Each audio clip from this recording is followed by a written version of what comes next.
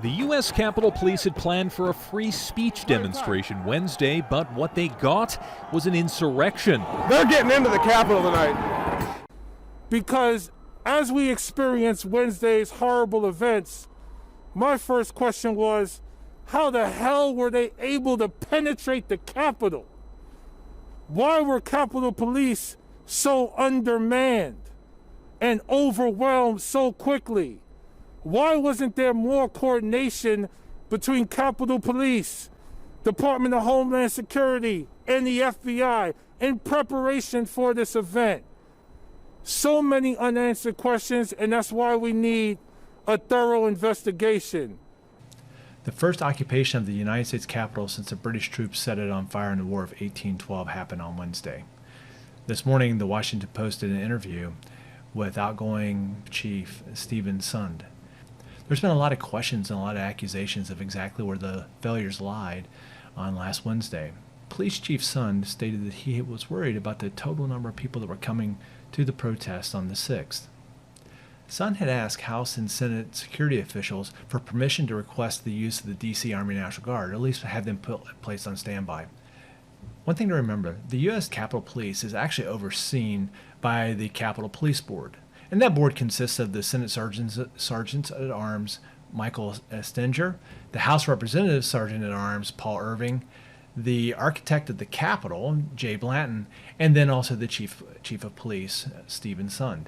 So in order for Sund to be able to get assistance, he actually had to go to the board and ask permission to put in a request for the D.C. Army National Guard. The problem was his supervisors were reluctant to take formal steps to put the guard on call, even as the police intelligence suggested that the crowd that President Trump had invited to Washington for his protest probably was going to be much larger than earlier demonstrations.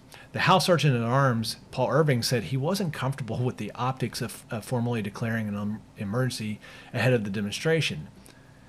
Think of the optics we saw during Black Lives Matter with the number of National Guardsmen that were actually placed on the steps of monuments compared to the number of Capitol Police that were on the steps of the Capitol building. The Senate Sergeant at Arms, Michael Estinger, suggested that Sund seek kind of an informal agreement, reach out to his guard contacts, telling them to lean forward. Lean forward is a term that we typically use, saying be prepared to.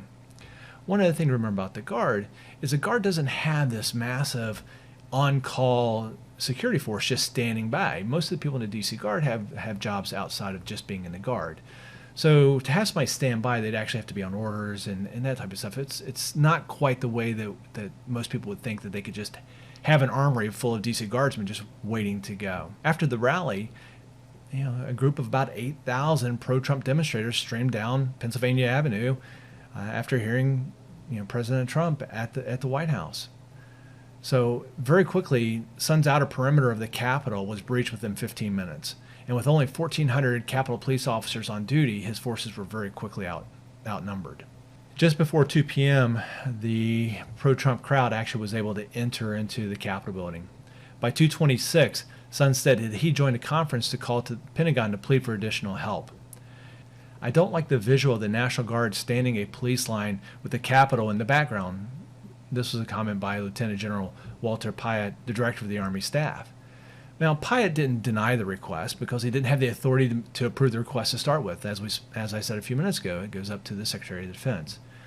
I am calling for the resignation of the Chief of the Capitol Police, Mr. Sund, and I have received notice from Mr. Irving that he will be submitting his resignation.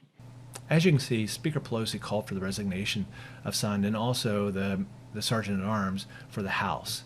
Since then, Sund did offer his resignation the next day, and then underneath pressure from other lawmakers, Estinger and Irving also resigned. So what about these protests that are planned for January 17th? Where does that put us right now? Looking at things on Parler and Aitken and a couple other places, there are discussions about they want to do an armed protest in all 50 capitals, and including the U.S. Capitol, and that's supposed to be on the 17th. Army Secretary Ryan McCarthy announced on Thursday that 800 security personnel would be deployed to the Capitol grounds for the next 30 days. well beyond the inauguration. So we'll see how it goes. We'll keep you posted.